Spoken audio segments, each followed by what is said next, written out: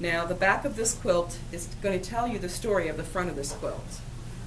The back of the quilt, you can see there are 2 flowers. Can you all see that? There's heavy quilting in what is going to be negative space. Then there's a couple of straight line inner borders, and then there's a stippled outer border. Now, if you know anything about color at all, cool colors tend to recede and warm colors tend to come forward, but you can't fight physics. The more heavily you quilt something, the more that something is going to recede, and that's all there is to it. The less you quilt something, the more that something is going to come forward, and that's all there is to it. So here we have cool colored flowers coming forward when they should recede, but they're coming forward because there's almost no quilting in them. Then we have a warm colored background that's receding, and it shouldn't be receding, but it has to because it's got 1/4 inch quilting in it. Most important or most interesting thing about this is that the fabric that's in the outer border here, which is quilted approximately every 3/4 of an inch, is the same fabric that's in the blue portion of the flowers, yet the blue portion of the flowers look like they're closer to you. They do that because they have no quilting in them whatsoever. The border is quilted in what's called the midline. It's quilted halfway between the most amount of quilting and the least amount of quilting, and that's where borders should be quilted. So halfway between the most amount of quilting and the least amount of quilting. A lot of people would say, well, this border is so small I don't have to quilt in it at all. Well, if you want to use the piece, yes you do. Okay? If you want to use it, it's for the wall, whatever. Now this is definitely for a wall, but I use and abuse my quilts. I throw them around, I step on them, they get thrown when I'm lecturing, they get put in piles, they get sent to people, the cat lays on. I mean, I just don't treat my quilts very well. So I need to know that I've quilted them in a manner that's going to make them last, regardless of the fact that I haven't quilted them well. So I'm going to pass this around, and I want you to notice that I have matched the thread color to the fabric as much as possible. Okay? And then check out the back. Now, I am not a perfectionist, and on a scale of 1 to 10 as a machine quilter, I'm about an 8. And I will remain an 8 because of a lot of reasons. 1, I'm not willing to mark a quilt, so nothing's ever going to be exactly the same. To me, they look too manufactured that way, and I want you to see my soul in the work that I do. 2, I'm not willing to hand tie off. So I'm never going to win at a major competition for machine quilting, no matter how good my quilts look, because I won't hand tie off. You'll always be able to notice my knots on the back. The goal is not to notice them at all on the front, and to only slightly notice them on the back. I err on the side of a tighter, stronger knot, which is more noticeable, than a weaker, less noticeable knot. You need to know who you're quilting to. Are you quilting to yourself?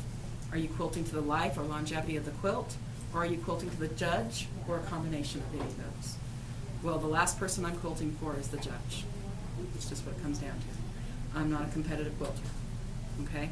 Do I enter my quilts in shows? Yeah, sometimes. Not very often, but sometimes.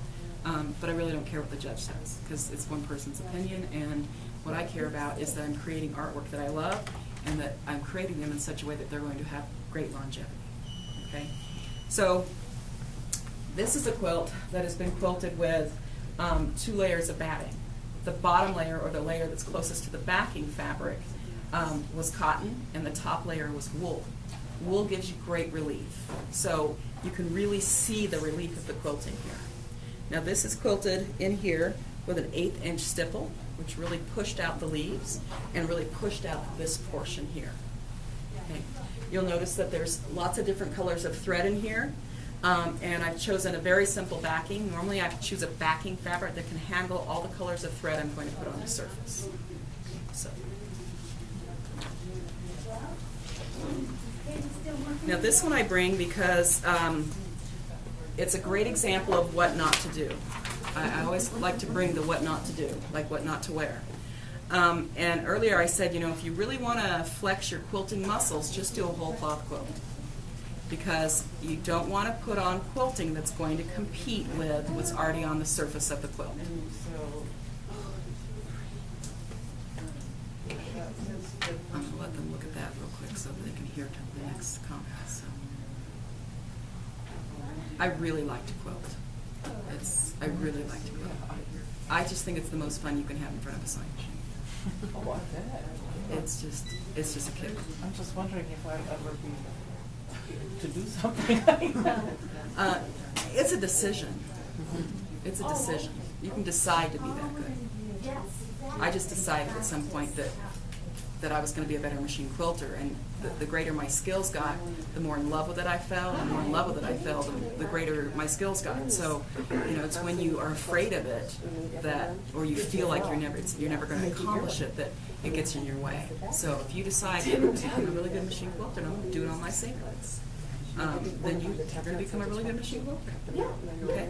Because it doesn't take talent, it just takes perseverance. I don't believe in talent. I never have, and I never will.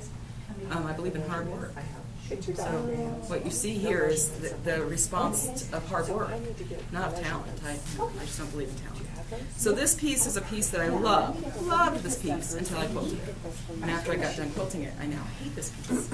And what I did is I had this negative space here, here, and here, and I just didn't know what to do with it. And I thought about putting an embellishment there, I thought of this, that, the other. I just never could come up with a good thing. So I had the rest of the body quilted, and I thought, okay, well, I've been having a lot of fun with these really intricate circle designs in quilting. I'll go ahead and add these circles in, and I'll add the colors in from the quilt. Now I hate it. It's competing. So this quilting is competing with the other things in the quilt and not serving the design well. Okay? So it was just showing off. It was having fun and showing off, but it's not serving the quilt well. And so I've been disappointed with the quilt ever since. So don't learn from my mistakes. Make your own. Yeah. Don't overquilt. Don't overquilt. So do you think you should have left that just blank in there? You know, I should have probably pieced something in those blank areas instead of thinking I'd take care of it later. Or I could have quilted those circles in there, but in a slightly darker or slightly lighter gray, so that it added some interest there, but not so much interest that it began to compete with the other things. So our next thing here, so this is a very, probably the closest thing to a traditional quilt that I'm going to do anytime soon. So in my opinion, this is rather traditional, even though it's they're kind of freestyle piece blocks. So it's a star, but they're freestyle piece, and the X's are freestyle piece, and the square and a square freestyle piece. But there's a lot going on in this quilt. There's bright fabrics. There's nice contrast. There's great intensity mixed with low intensity, so there's already a lot happening. So I knew with the quilting had to be very, very simple. And the only place I added anything that was slightly decorative in the quilting were in the plain areas. So any section that was plain, I added a row of circles to. And I added unity by repeating that same thing over and over again in those sections. If it was a star, it got quilted in the same manner because I was increasing the unity. If it was an X, it got quilted in the same manner. If it was a square and a square, it got quilted in the same manner. And so I'm repeating quilting designs or motifs in repeated motifs that are in the piecing, and that continues to add to unity. Balance, unity, and variety are the cornerstones of good design in any type of art form, and definitely in quilting. And one of the ways that you can increase that unity is by repeating quilting designs in similar areas of the quilt. Out in the border, I repeated that circular design that I did in the inside on two of the borders, so that I brought it out to the outside edge again. I matched the quilt thread color to the area I was quilting and chose a backing fabric that could handle all the colors of thread I knew I was going to put on the surface.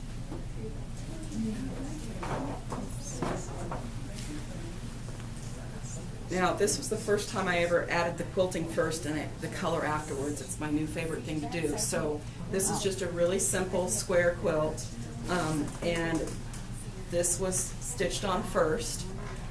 And it was stitched with colored thread. This is a separate little quilt that was bound and everything, and it was quilted on its own and then stitched onto this quilt.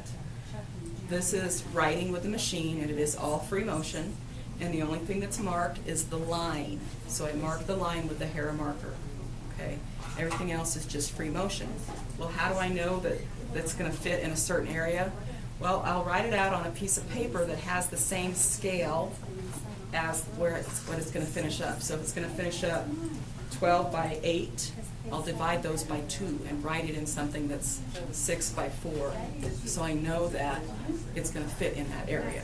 Okay, I've got a huge piece that's 78 inches by 44 inches that I'm writing on right now, and so I had to know. I didn't have a big piece of paper to write on. I had to take that scale down just to know that those words were going to fit where I wanted them to fit.